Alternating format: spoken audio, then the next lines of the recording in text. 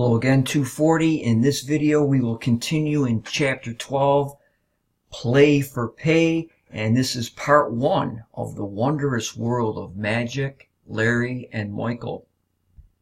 And the National Basketball Association has deep roots in East Coast seaboard cities such as Boston, Massachusetts, Philadelphia, Pennsylvania, and New York, New York. Professional basketball was played during the 1920s and the 1930s in the Eastern League and the American Basketball League, but teams and associations came and went with frequency.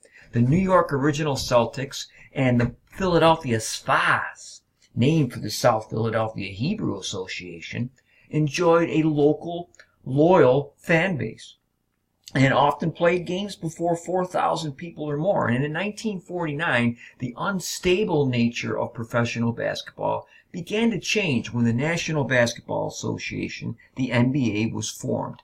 The NBA developed slowly with franchises located in such small venues as Syracuse, New York, and the Syracuse Nationals operated from 1950 to 1963, and then they moved to Philadelphia to become the 76ers in 1964, and they're still there today. The Rochester, New York Royals, and this is an interesting franchise, it's moved many times.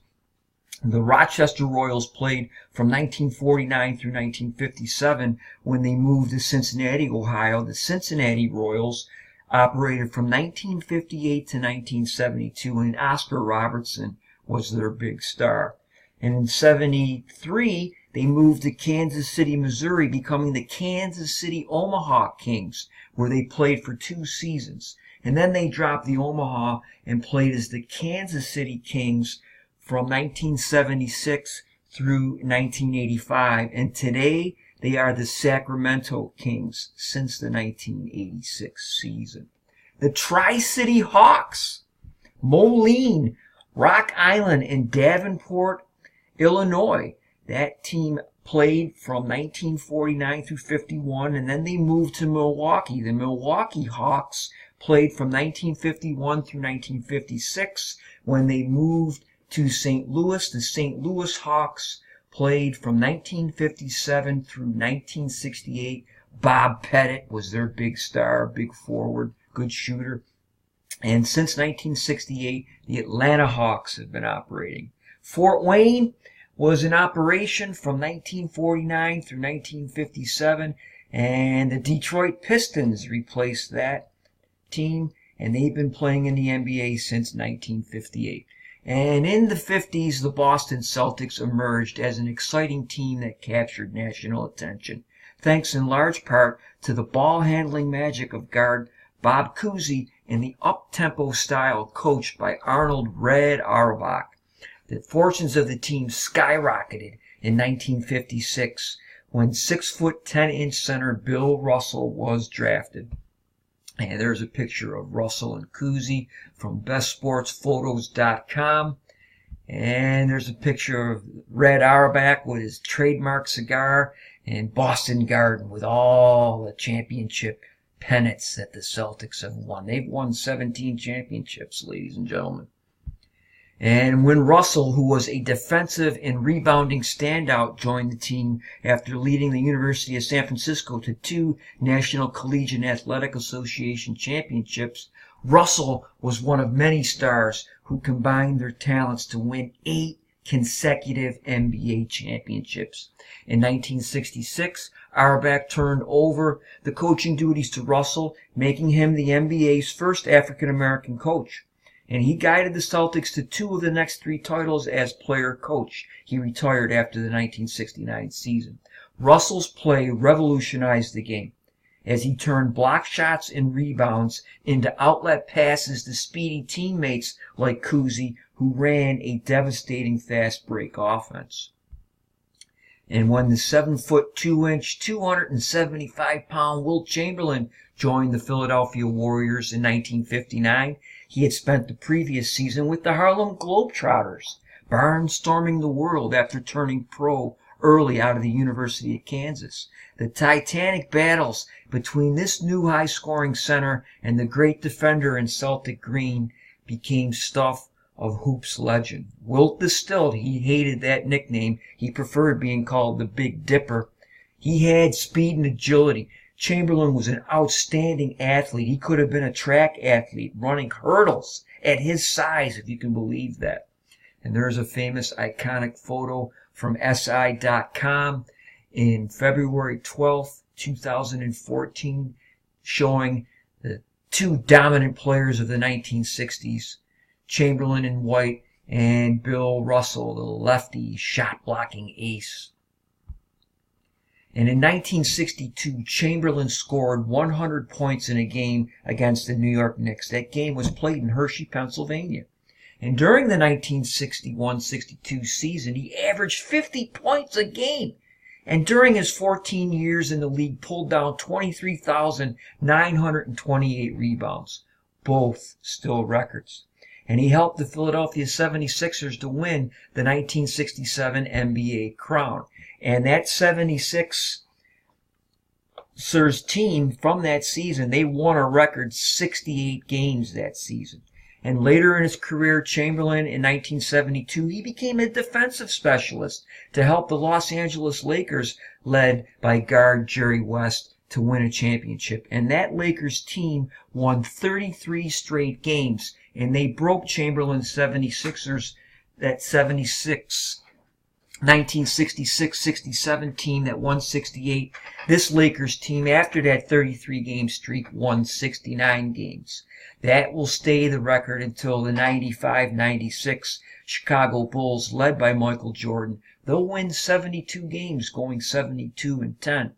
And the following season, the Bulls will win 69 games. Two unbelievable back-to-back seasons for Chicago, led by Jordan. And today, the 2015-16 Golden State Warriors held the record for most wins in a season. They went 73-9. But unbelievably, they lost in the finals to LeBron James and the Cavaliers, ruining a record-setting season. During the 1960s and 1970s, the league expanded into the South and West, adding 21 franchises in all. The success of the NBA and the potential of television revenues naturally spawned an imitator. In 1967, the American Basketball Association, the ABA, made its appearance in 12 cities, and it used a unique red, white, and blue ball. And with shots from beyond 21 feet, they counted for 3 points. That league is famous for originating that.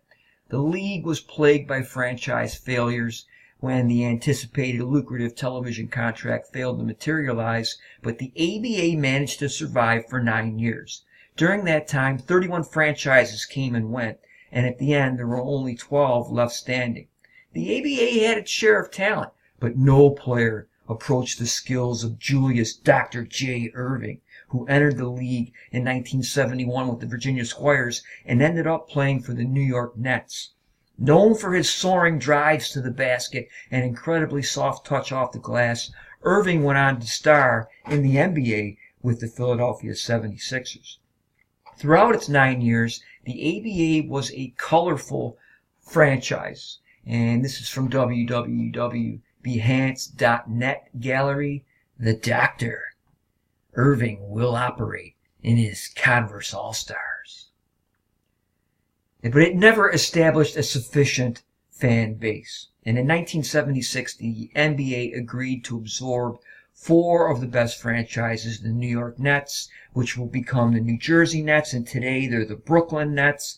The Denver Nuggets are still there. The Indiana Pacers are still there, and the San Antonio Spurs have been the most successful ex-ABA team. They've won a number of NBA titles, while such teams as the Kentucky Colonels, the Minnesota Muskies, and the Spirits of St. Louis disappeared. The demise of the ABA occurred during a down period for the NBA, with the great stars of the boom years like Chamberlain and Russell now retired. Jerry West was retired. The league lacked star appeal. That changed in 1980 when Irvin, Magic Johnson, and Larry Bird entered the league. The two had attracted high television ratings when their college teams, Michigan State and Indiana State, here's a picture from the AtlantaBlackStar.com, from March 26, 2015, in an article by Curtis Bunn thanking Magic Johnson and Larry Bird for bringing the madness to March 36 years ago today. And that is when the popularity of the NCAA tournament really began. It has its roots in that most watched, at that time, the most watched college basketball game of all time. And they continued their intense, if friendly, rivalry for more than a decade with the two premier teams in National Basketball Association history. The Lakers and the Celtics have dominated the NBA, ladies and gentlemen. And this is an Andrew D. Bernstein photograph in SI.com from November the 6th, 2011. And this is the original magazine cover was from December the 14th, 1992, after Magic had to retire when he was diagnosed with the HIV virus. It cut his career short, but Bird had serious back problems and he retired in 92, as we'll see. Their popularity turned professional basketball into a major spectator sport with national appeal. In Bird's first season in 79-80, the Boston Celtics won 61 games, reviving memories of the great Boston teams of the 1960s. Magic Johnson teamed with veteran center Kareem Abdul-Jabbar, still the league's all-time leading scorer, somebody that LeBron James is taking aim at now. If he can play 3 more seasons, he's probably going to catch Jabbar to be the all-time leading scorer. And they transformed the Lakers from a lackluster team into NBA champions in 1980. And the following season, Bird led Boston on a championship run when he teamed with center Robert Parrish and forward Kevin McHale to form one of the most formidable front lines in NBA history. And they knocked off the Houston Rockets in the 1981 NBA Finals. I had just moved to Houston in those years, and I watched that series. The Rockets with Calvin Murphy and Moses Malone and Robert Reed. The personal rivalry between Bird and Johnson reached its peak between 1983 and 1988, with one of their teams capturing the NBA title each year. The style of play between the two was a study in contrast. The 6'8" Johnson was a dynamo of speed and incredible balance and agility, at times leading fast breaks, making no-look sleight-of-hand passes, driving for acrobatic layups, and playing the point guard position to set up his teammates for easy baskets, but upon occasion posting himself near the basket to take advantage of a smaller defender, as he did in that final game of the 1980 NBA Finals. Bird was markedly slower and less athletic, and he relied upon his mastery of fundamentals and effort. He became famous for his ability to block out opponents, to snare a crucial rebound, to set up a teammate for an easy basket with uncanny passes, and to hit a jump shot at a crucial moment in a close game. By the time Bird retired in 1992, the Celtics had won 3 NBA titles and finished second twice, while Johnson's Lakers had won 5 championships while losing in the finals 4 times. As the magisterial competition between Bird and Johnson began to wane in the late 1980s, league officials feared the game would fall into another trial of public apathy. But that did not occur because of the emergence of Michael Jordan, and we'll pick up there in part 2.